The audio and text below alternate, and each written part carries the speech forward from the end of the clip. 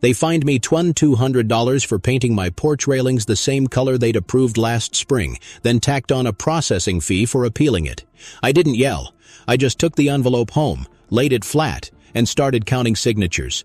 27 of them, all copied, all illegal. Welcome to my channel. I'm Greg Harlan, municipal architect out of Denton, Texas, and what you're about to hear is the cleanest legal takedown of an HOA board this state's ever seen. If you care about homeowners' rights or ever had to stare down a petty rule enforcer, hit subscribe and tell me where you're watching from. I read every single state that pops up. It started the month after my wife passed. I was still learning how to sleep without the rhythm of her breathing beside me. The house felt too still, too catalog perfect. She'd chosen this neighborhood for its trails and schools, and I was keeping it for our daughter Emily, 12 going on 40. I promised I wouldn't lose her home. Then came the letters. Improper fence height, $75. Visible trash bins, $50. Unapproved ornamentation, $100. Same week I'd mowed twice and hauled garbage early. When I emailed photos, the response came back at 9:14 p.m. The board reserves discretion. No signature, just that. I walked the street one evening and saw what discretion meant. Half the block with the same lights, same bins, same everything, untouched. The difference was, I'd questioned them once at a meeting about a $40,000 landscape beautification contract that somehow went to the president's cousin. That was enough. My neighbor Ben, retired fire captain, coffee thermos welded to his hand, warned me. They circle wagons fast. Keep your receipts, son. He had a stack of them himself, unpaid reimbursement for community tools he'd bought years ago. So I did. I logged every envelope, timestamped every notice, scanned every email. Whoa. When the third citation hit, driveway oil stain $200, I bought a new pressure washer and kept the receipt under my will. On the morning of May 7th, I stood in front of their office trailer, the air humming with weed eaters and humidity. HOA President Linda Carmichael wore coral lipstick that didn't smudge when she said, "Rules maintain property values. You should thank us." I said nothing. I just held up the notice showing her own address typed into the violation header. She didn't blink. That's when the idea started forming. Not revenge, correction. If they wanted to weaponize rules, I'd learn the manual better than they did. That night, I read the bylaws cover to cover, 86 pages, plus 3 amendments. Most people never see beyond the covenants printed at closing. But line 47 caught me. Common area leases executed pre-2008 shall remain under prior management rights unless duly transferred. I pulled property records. The HOA office, the mail pavilion, and the retention pond were all built in 2006, 2 years before turnover, which meant someone still technically held those leases.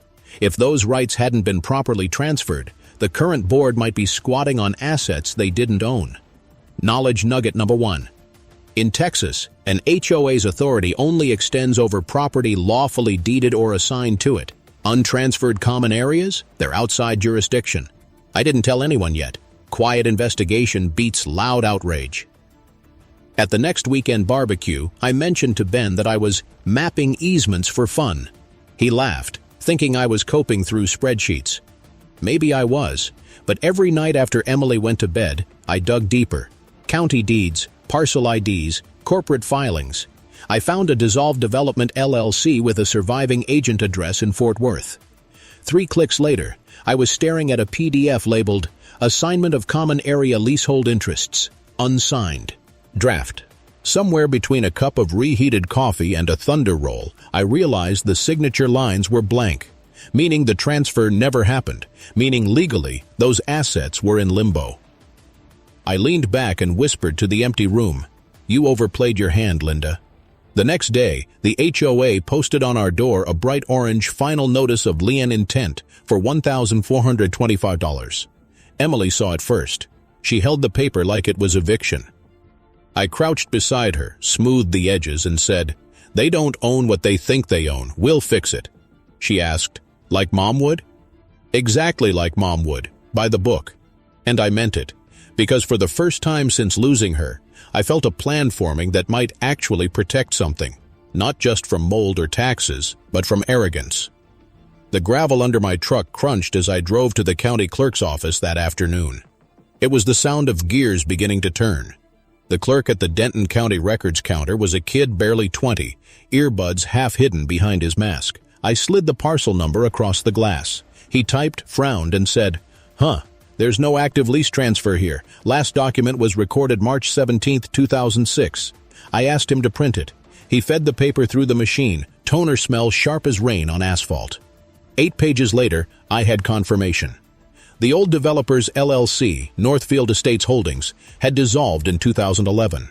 Its residual assets, including Lot C, common use amenity, and Parcel D, retention maintenance, were never conveyed to the association, which meant the HOA had been collecting maintenance dues and enforcing restrictions on land it didn't legally control. I drove home with the file on the passenger seat, headlights catching the edges like a secret waiting to speak. I didn't feel angry, just steady. This was geometry now. Shapes, lines, ownerships. The next board meeting was scheduled for June 3rd, 6:30 p.m., in their rented community hall. I had 27 days, enough to verify, notarize, and prepare. The harassment didn't stop meanwhile. A trash can visibility fine arrived with a timestamp 7:02 a.m., 2 minutes before pickup. Another for non-compliant mailbox font. They even cited Ben for hazardous driveway slope. He's 71, and his driveway hasn't changed since 1998. That week, I walked over to his porch with copies of my findings. He looked at the papers, sipped his thermos, and said, "Son, you're poking a nest." "Maybe," I said, "but I'm using gloves." It wasn't just me. Neighbors started comparing fines, lining up dates. The pattern was clear: dissenters first, donors last. The HOA's treasurer, a soft-spoken accountant named Phil, had missed 2 meetings. When I ran into him at the gas station, he said under his breath, "They've been approving checks I never see." Then he glanced at the pump numbers and whispered, "They use the insurance escrow like it's petty cash." That was bigger than I'd hoped for. Misuse of escrow violates fiduciary duty under Texas Property Code, FR 209.0051, something my friend Leah, a real estate attorney, confirmed when I brought her the folder. Knowledge nugget number 2. HOA boards act as fiduciaries. Misuse of funds, especially insurance or reserve accounts, can expose them personally to civil and criminal liability. Leah adjusted her glasses, blue ink smudging her thumb. "Greg, this isn't just mismanagement. It's fraud if intent's proven. But you'll need clean proof, bank records, disbursements." I nodded. "Then I'll let them give it to me." Because every May, the HOA issued its annual reserve summary and posted it publicly. They were required to disclose total receipts, not itemized checks. But if those parcels weren't legally theirs, then every dollar claimed for pond maintenance was by definis. Idion. Falsified reporting. That night, as the cicadas screamed outside, I drafted a polite letter requesting clarification of asset ownership. Certified mail, return receipt requested. I sent copies to the HOA and to the county tax assessor's office. The clock started ticking. 7 days later, Linda herself came to my door with a smile that could slice concrete. "Greg, you're creating confusion among residents. The board suggests you refrain from distributing unofficial documents." "They're public records," I said. "They're outdated. They're stamped 2006, recorded 2011, no amendments since. Would you like to see the seal?" Her smile flickered. "We'll consult counsel." "Please do." When she left, I felt the first true shift in air pressure, the sense that they finally realized I wasn't bluffing. The second engagement moment struck me mid-week when I recorded an update for the viewers. If you've ever dealt with an HOA that crossed the line, tell me in the comments. Are you firmly anti-HOA, or do you think they can still be reformed? And if you've ever fought back, share one tactic so others can stand up without losing their homes. Leah helped me file a Notice of Claimant's Interest with the county, a simple one-page document preserving my right to purchase or manage unclaimed parcels pending resolution. It was quiet, lawful, and invisible to anyone not reading deep into the rolls. By June 2nd, the board posted a sudden agenda change. Special meeting, assessment increase vote, $75 per month hike. Claimed reason, infrastructure repairs. Ben called me that night. You think they're plugging holes before the boat sinks? Or before the audit lands, I said. I went through every word of that agenda. Hidden at the bottom was ratification of property management authority. They were trying to retroactively validate ownership, something they couldn't do without consent from a quorum, and the county's sign-off. The next evening, fluorescent lights hummed above the folding tables, chairs scraping like insects. Linda banged the gavel. "This meeting will come to order." I sat in the back, recording, openly, as Texas is a one-party consent state. She scanned the crowd, caught my eye, and said, "Only members in good standing may record." I raised my phone slightly. "Then you'll need to strike your own minutes too." A few people chuckled. Linda's nostrils flared. "You are out of order." I leaned forward. "You're out of jurisdiction." The words hung like static before thunder. That night, I knew I'd crossed their patience threshold, which was perfect. Because to expose a pattern, you need them to repeat it under watch. Ben texted, "Brace yourself, they'll hit harder." I smiled at the screen.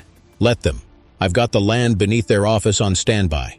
The retaliation arrived exactly 48 hours later. 3 envelopes, taped to my door with fluorescent pink stickers. Violation, unauthorized recording. Violation, improper fence lighting. And notice of pending fine adjustment. The absurdity would have been funny if Emily hadn't found them first. She held them up like ransom notes. I photographed everything. Timestamps, angles, metadata, uploaded to cloud storage with redundant backups. It was habit now, almost ritual. By the time Leah saw the photos, she said, "They're escalating to harassment. Keep your interactions documented. Neutral tone only." Neutral was easy, detachment was harder. Every night Emily asked if we'd have to move. Every night I told her no. But when she went to bed, I'd sit on the porch, fingers tapping the envelope edges, hearing my wife's voice from years back. "Don't let them bully you out of your own home." Ben brought over his old handheld camcorder. "In case they try anything physical," he said. "Battery's shot, but the red light still works. Sometimes the idea of being recorded is enough." It was. The next morning, an HOA compliance officer, new hire, maybe 25, parked half in my driveway. I walked out with the camcorder rolling. "Morning," I said. He shifted nervously. "Just checking mailbox heights." "Mine hasn't changed since last inspection." He looked down at his clipboard. "Right, just confirming." Then he left. Knowledge nugget number 3. Selective enforcement, penalizing one homeowner for violations tolerated in others, can void fines under the doctrine of unequal application. Courts often dismiss or reverse penalties if patterns are proven. That doctrine became my shield. Over the next week, I compiled a table. 40 homes, identical issues, none fined. Measurements in feet, timestamps, photos, addresses. On June 12th, Leah and I met with her friend Ray, a retired state compliance auditor who still smelled faintly of printer toner and coffee. He flipped through my spreadsheet, whistled low. "You're building a prima facie case. If they've spent HOA funds on parcels they don't own, that's misuse of assessments. Get me one bank statement and you can trigger an internal audit." "How?" I asked. He tapped the bylaws printout. Section 4.7. Any member may inspect financial records within 10 business days of written request. They can't deny without cause. So I drafted the letter. Certified mail again. 10 business days, meaning June 26th deadline. By then, their smear campaign had started. A neighborhood Facebook post under Linda's name. "Certain residents are spreading misinformation to destabilize our community. Trust your board." Replies piled fast, some supportive, some suspicious. One comment stung more than I'd admit. "He's just bitter since his wife died." I didn't respond. I screenshotted it, saved it, moved on. That weekend, Emily and I painted our porch together, same color as before. The air smelled of latex and new beginnings. Ben passed by, said, "That's the most rebellious shade of beige I've ever seen." We laughed, because laughing was safer than yelling. Late Sunday night, I received an anonymous email. "Check Parcel D tax roll. You'll like what you see." No sender, no signature, just that. I looked.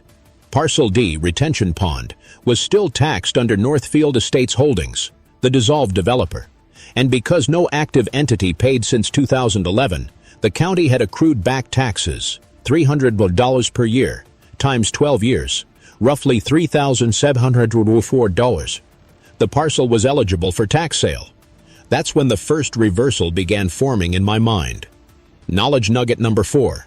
In Texas, delinquent tax parcels can be purchased at auction or redeemed through assignment if notice is properly given to the last recorded owner. No HOA consent required if title never transferred. I stayed quiet, said nothing on camera. Not yet. The debate question I left in my next update to viewers was simple. How far should an HOA control what you do on your own property? Your porch, your paint, your driveway? Where's the line? Tell me your cutoff, or at least like the video if you've ever felt trapped by a rule that made no sense. While the comments rolled in, stories from Arizona, Georgia, Florida, I finalized my plan. I filed a notice of intent to acquire tax lien rights for Parcel D. The clerk raised an eyebrow. HOA pond? She asked. Not officially, I said. Not accorded. Ing to your records. She stamped it. The sound echoed like a trigger pulled under fluorescent light. From that moment, I was silent. No confrontations, no replies, just patience. The HOA assumed they'd crushed me. Another post appeared online praising their commitment to community standards, but they didn't know the pond, the literal foundation of their stormwater permit, was about to change hands. Every night I'd drive by, headlights sweeping over its still surface, thinking how strange it was that justice could start with a piece of land nobody wanted to mow. By June 25th, one day before the inspection deadline, the HOA's lawyer emailed Leah. Access denied. Records are confidential. Leah smiled at the screen. Perfect. That's a statutory violation. We're done waiting. I looked at the clock. Midnight was rolling closer. So was July 10th, the next tax sale date. In exactly 15 days, I'd legally control the property their entire rulebook depended on. And they didn't even know yet. By July 8th, the heat had that metallic Texas shimmer, the kind that bends air above asphalt. I was at the county courthouse before sunrise, paperwork tucked in a binder with color-coded tabs. The tax office clerk recognized me from last time. Parcel D again? She asked. Finalizing redemption rights, I said, passing the certified envelope. She stamped it, and I caught the faint hiss of ink drying. When that stamp hit, ownership shifted on paper. Not full title yet, but enough to register a tax lien assignment. In simple terms, I held the note. That meant, if the delinquent taxes weren't paid within the notice period, 21 days, I could claim the deed. The same deed that gave the HOA its stormwater compliance and its justification for half the annual fees. I didn't smile. I just breathed out through my teeth and whispered, reversal number 1. Leah called while I was in the parking lot. You did it? Papers live. Then stay quiet. Let them move first. I nodded, even though she couldn't see. Quiet was becoming my strongest weapon. Back home, Emily was drawing in chalk on the driveway. Can we swim in the pond if we own it? She asked. Let's make sure it's safe first, I said, ruffling her hair. But maybe one day. That night, the HOA dropped their final hammer. Certified mail this time, the official letterhead glossy as plastic. Notice of lien filing, $2,225. They'd escalated it to county records. It was pure retaliation, transparent and clumsy. Leah drafted the response. Notice of pending ownership conflict, filed by claimant Greg Harlan. It froze their lien process automatically until title clarity resolved. Legal chess. Then the online chatter started again, anonymous accounts posting that I was sabotaging community property. Ben printed the screenshots, labeled them with dates. They're panicking, he said. Means you're over target. Meanwhile, I was planning the public set piece. The HOA's annual budget assembly was set for August 2nd, open attendance required by statute. They'd planned to announce the fee hike, introduce new compliance officers, and unveil a beautification initiative around, ironically, the pond. I wanted that meeting on record. In the second half of July, I let the silence stretch. Every time I saw Linda's SUV crawl past my house, I'd wave, polite, neighborly. Inside my glove box, the stamped tax lien assignment waited like a loaded round. The night before the assembly, I walked the pond's perimeter with Ben. Cicadas howled, air thick with algae and motor oil. I pointed to the "No Trespassing HOA Property" sign. "That'll be the first thing to come down," I said. Ben chuckled. "You sure they'll show up?" "They'll have to. They called the meeting." The next evening, the room buzzed with folding chairs, murmurs, the hum of the old HVAC. I sat up front, binder in hand. Linda opened with her rehearsed tone. "Our HOA continues to maintain property values, ensuring our shared assets remain compliant and beautiful. We're proud to announce improvements to—" "Excuse me," I said, standing. "Before you proceed, can you clarify which assets you mean?" She froze. "You're out of order, Mr. Harlan." "I'm perfectly in order. I'm a dues-paying member, speaking under open meeting provisions, Section 209, 2051. The room rustled. I pulled out the document, flipped to the notarized page, and laid it on the podium. As of July 8th, 3:42 p.m., I am the recorded assignee of the tax lien on Parcel D, the retention pond and adjoining common area. Any funds allocated for maintenance there constitute expenditure on property not currently under HOA control." Gasps spread like a wave. Linda's face drained color. "That's fraudulent," she hissed. "No," I said calmly. "Fraud requires concealment. This is disclosure." Behind me, Ben murmured, "Oh, it's getting good now." A county compliance officer, who'd been present as neutral observer for procedural certification, stepped forward. His badge caught the fluorescent light. "Mr. Harlan's documentation appears properly recorded. The association may not allocate or expend funds on parcels under contested ownership until jurisdiction is resolved." That's when Linda slammed the gavel. "Meeting adjourned." But the officer's voice cut through. "You can't adjourn without motion. The record stands." And there it was, my public validation. The debate I left for viewers that night came naturally. What's the fair limit for HOA control? Should an HOA lose authority when it mismanages community property, or does enforcement still matter more? I'm curious what side you're on. Outside, rain started to fall. First drops hitting the parking lot in soft percussion. I closed my binder, exhaled, and felt the air cool against my face. Linda brushed past me, muttering, "You won't get away with this." I said quietly, "I already have." But inside, the adrenaline left a tremor. Because now that I'd exposed them, the next phase wouldn't be about land, it would be about survival. The morning after the imbai, eating felt unnaturally still, like the whole neighborhood was holding its breath.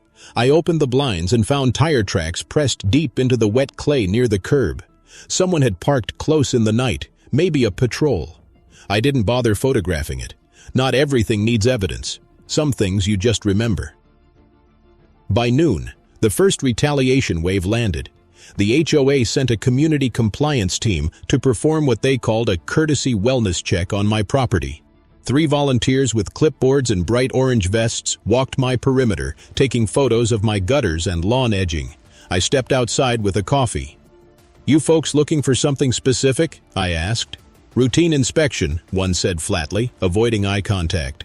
"On a Sunday?" "Special authorization." Ben stood across the street filming with his phone. The orange vests noticed, muttered something about documentation abuse, and left within minutes. That's when the real smear started. A flyer appeared in everyone's mailbox. Certain residents are attempting to seize community assets for personal gain. Protect your neighborhood. Vote integrity. Vote Carmichael. It was printed on HOA letterhead, but without board approval, which meant it counted as misrepresentation of corporate communication. Leah laughed when she saw it. That's desperation wearing lipstick. Still, the tension seeped in. Emily stopped riding her bike to the park.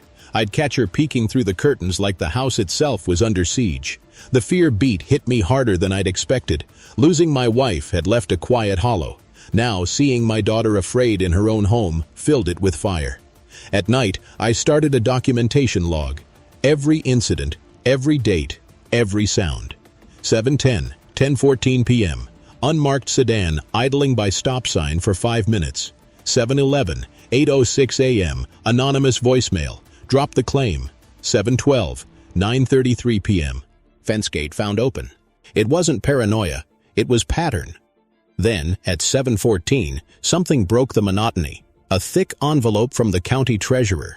Inside, tax lien assignment recorded. Parcel D confirmed in good standing of claimant. A single sheet, black ink on heavy stock. That was my leverage. Sealed. I slid it into a clear sleeve in my binder, labeled it Reversal Number 1, Executed. Visual Beat Number 1 locked. Leah came over that evening with her thermos of coffee and a new pen. Now you have to decide when to show your cards. The goal isn't just revenge.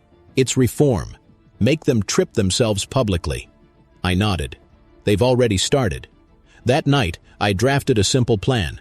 File a Notice of Restriction Violation against the HOA for operating without proper property title. Send copies to their insurer and the Texas Department of Licensing Regulation. Then sit back. Insurance carriers panic faster than boards. Meanwhile, I updated my viewers quietly. You ever been cited for nonsense like mailbox paint or invisible weeds? Here's a question. At what point do fines stop being about community standards and start being about revenue? What's your limit? $250, $500, or $1,000? Tell me what you think. Within hours, comments flooded in. Stories of $75 citations for basketball hoops, $300 for garden gnomes. It wasn't just my battle anymore. It was everyone's HOA nightmare threaded together. Then came the lowest point. On July 20th, 9:22 p.m., while Emily was asleep, someone rang the bell twice and left. When I opened the door, a dead fish lay in a plastic bag on the welcome mat. I didn't say a word. I just took a picture with the timestamp visible, dropped it into the log, and called the sheriff.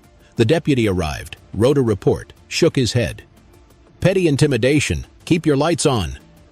When the cruiser pulled away, I sat on the porch light humming, air thick with the smell of chlorine. And wrote.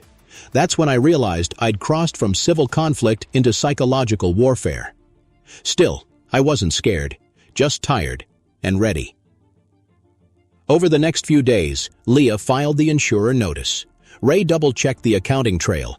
He found a $6,800 discrepancy between the posted budget and the bank statement he'd obtained through a public records request. Misuse confirmed. The countdown had begun.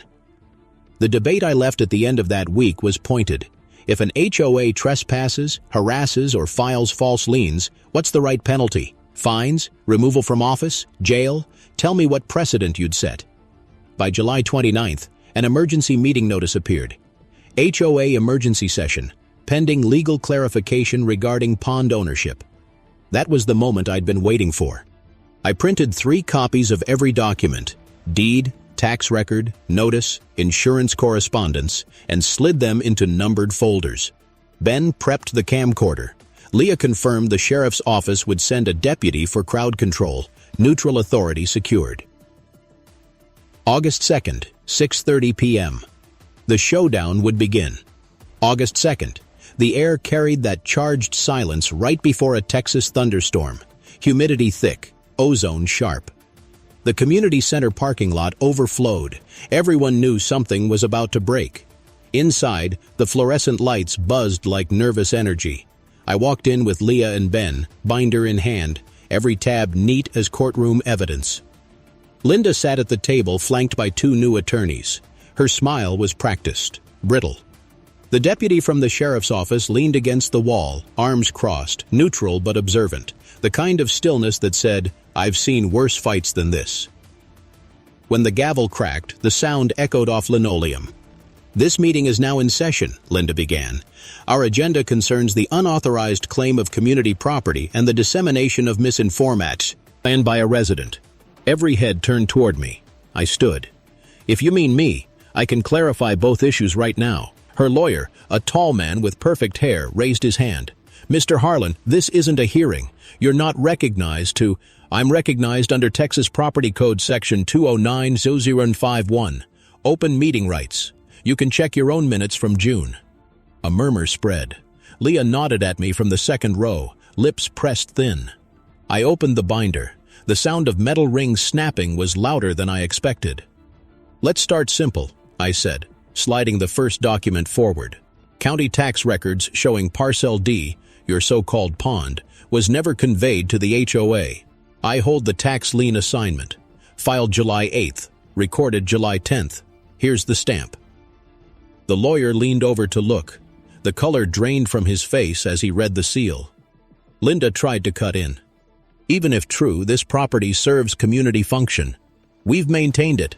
Using funds from homeowners for property you don't own, I interrupted. That's unauthorized expenditure. Leah rose and addressed the room calmly. For everyone here, this means the HOA has been charging dues for land it has no legal jurisdiction over. Under state law, that's not just improper, it's voidable. The deputy spoke for the first time, voice steady. The gentleman's claim appears backed by public filings. Unless disputed through court action, enforcement of liens related to that parcel must cease immediately. The silence that followed could have cracked glass. Ben whispered behind me, "And that's game."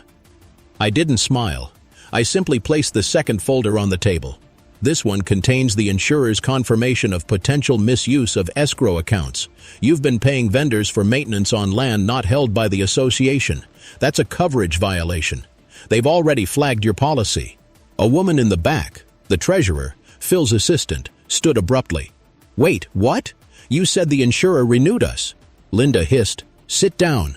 Carol." But it was too late. The room had turned. People started whispering, passing copies down the rows. Someone snapped a photo. Someone else hit record. The storm outside finally broke, rain drumming on the roof. "Here's what happens next," I said, voice low but carrying. "You can keep pretending this is a misunderstanding, or you can work with me to fix it. Because right now you're facing exposure for unlawful assessments and retaliatory harassment. But I'm not after blood. I'm after reform." The lawyer tried to object, but Leah overrode him. "He's offering settlement terms, not litigation. Listen." I could see Linda's mind spinning, calculating exits. "What reform?" she finally asked. "Term limits, transparent voting, independent ethics committee, fee rollback, open records portal, and an audit, published for everyone to see. In return, I'll reassign the lien rights to the HOA once governance is corrected." The deputy cleared his throat. "That's a lawful negotiation. Suggest you document it before tempers rise." Linda's chair creaked as she sank back. "You're blackmailing us." "No," I said softly. "I'm holding you accountable with paper instead of rage. Big difference." That line landed harder than any shout could have. The rain softened. The lawyer whispered something to Linda, and she nodded, eyes glassy. "We'll review your proposal." I gathered my papers, snapped the binder shut, and said to the room, "This community deserves better than fear and fines." The debate prompt I left in that night's update was simple. If you had leverage like this, would you use it to destroy an HOA or reform it? What's the smarter move, revenge or restoration? Tell me where you stand. As I left, the deputy gave a small nod. "You played it clean," he said. "Only way I know," I replied. When I stepped outside, the street shimmered under the storm's aftermath, puddle, as reflecting streetlights.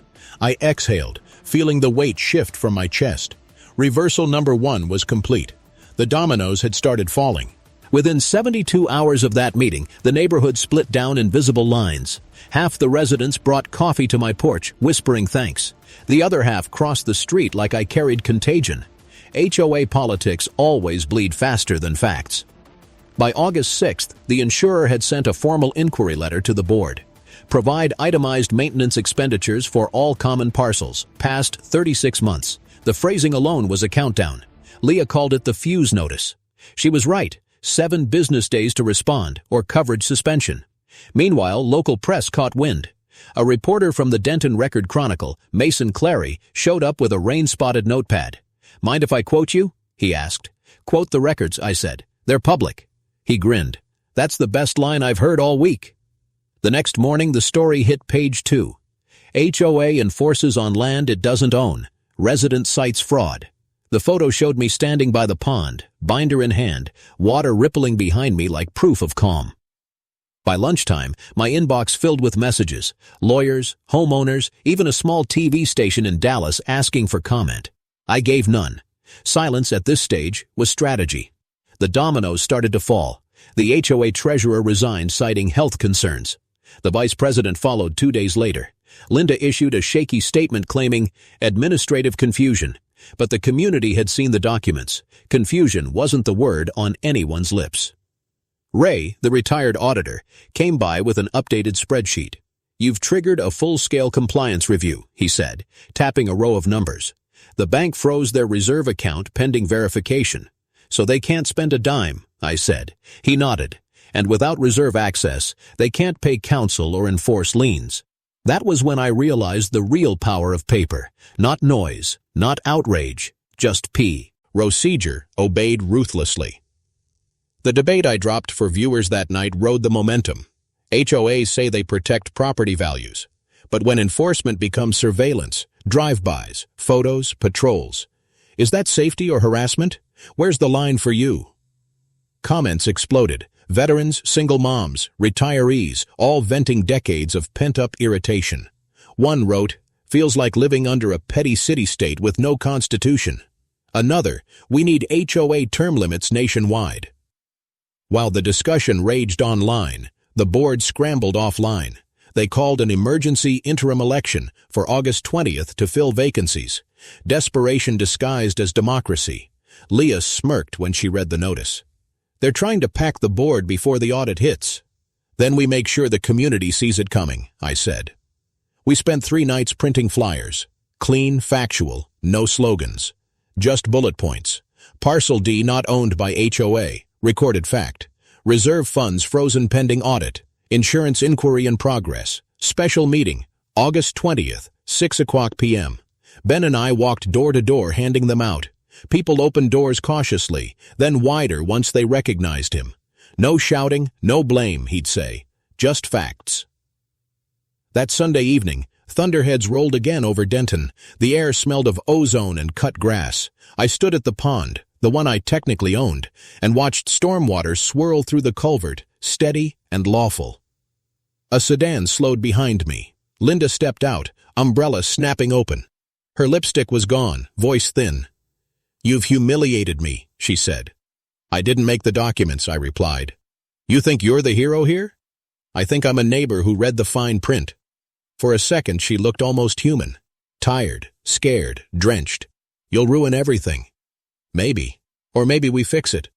She turned, heels sinking in the mud, and left. That night, the deputy emailed Leah a copy of the county's follow-up, an order requiring the HOA to suspend all enforcement actions until ownership and accounting were resolved. Neutral authority confirmed again. Visual beat number 2 locked. The next morning, Mason's headline read, "County halts HOA enforcement after ownership scandal." Beneath it, a photo of Linda leaving the meeting room under an umbrella, gavel still in hand. The domino collapse had become public. The debate prompt I slipped into the next upload matched the moment. When HOA boards cross into private lives, trash cans, kids' bikes, even the color of mulch, should residents fight through court or by buying leverage like I did? What would you do?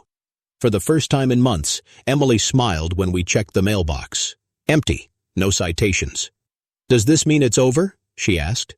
"Not yet," I said, looking toward the pond where lightning flashed faintly in the distance. "Next comes the part where we rebuild what's left." The air smelled of wet soil and cedar mulch the morning the board finally dissolved. A court order landed quietly. No press this time, just a scanned PDF from Leah with the subject line, "Consent Decree Filed, Silver Pines HOA." It confirmed the reforms we demanded: 2-term limits, open financials, and a standing ethics panel elected by residents. No drama, no headlines, just law. 3 weeks later, the neighborhood voted to rename the association Silver Pines Community Council. The word homeowners disappeared from the masthead like a wound finally scarred over. That Saturday, Ben and I planted a young oak by the entrance sign. The old metal plaque had been replaced with wood, carved clean and bright. "Welcome to Silver Pines. Respect lives here." The letters caught sunlight like something brand new. Emily pressed the soil around the roots with her small hands. "Will it grow tall?" "It did," she asked. "Tall enough to give shade to the next kids who live here," I said. Behind us, the lake shimmered under a sky so blue it almost hurt. A couple of neighbors waved from across the street, people who hadn't spoken in months now sharing morning hellos. The air felt light again, without the metallic edge of surveillance. Mason dropped by with his camera. Just a picture for the update piece, he said. You've got your ending shot right here. Not an ending, I told him. Just maintenance. He smiled. That's the architect in you talking. Maybe, but I meant it. Every community is an unfinished structure, patchwork of rights, respect, and the occasional reminder that sunlight still gets through even after storms. Before the day ended, Leah stopped by holding a paper cup of coffee and an envelope. Final paperwork, she said. You've officially reassigned the pond title back to the community under the new charter. I signed the page with a steady hand. Feels strange letting go, I admitted. You didn't let go, she said. You just gave it back cleaner. For once, I didn't argue. I recorded my closing words that afternoon, camera balanced on the hood of my truck. If you believe I fought the right way, and this is how it should end, say a few words in the comments for your own neighbor, the one who's scared to speak up. Subscribe so the next fight finds you early, and share this story. It's not just about winning, it's about rebuilding something worth staying in. Later, as twilight softened the edges of the lake, I walked past the oak tree. Its leaves trembled in the breeze, catching the first blush of sunset. The wooden sign stood firm, bright against the water. In the distance, a group of kids chased each other on the freshly mowed greenway that once carried no trespassing signs. Their laughter carried over the ripples. The news that night mentioned Ned Silverpines briefly. Board restructured under consent decree. Community-led reforms now model for regional HOA governance. Small line, big meaning. Linda stepped down quietly, citing family reasons. No lawsuits, no appeals, just quiet exit papers. Phil rejoined the new board as treasurer. Ray volunteered as compliance advisor. Leah was nominated for the county ethics committee, and Ben, who swore he'd never sit through another meeting, brought cookies to the first one. Emily framed the newspaper clipping above the kitchen desk. Beneath it, she taped her own note. We fixed it like Mom would. I looked at it every morning before work, the ink beginning to fade, but the meaning permanent. The final visual etched in my memory wasn't the courtroom stamp or the gavel, just that oak tree by the lake, roots taking hold under a sign that promised respect and for once meant it. And as for me, I've still got the binder. Tabs worn, pages creased, waiting for the next address that needs sunlight more than silence. Because some fights never end, they just move to the next neighborhood.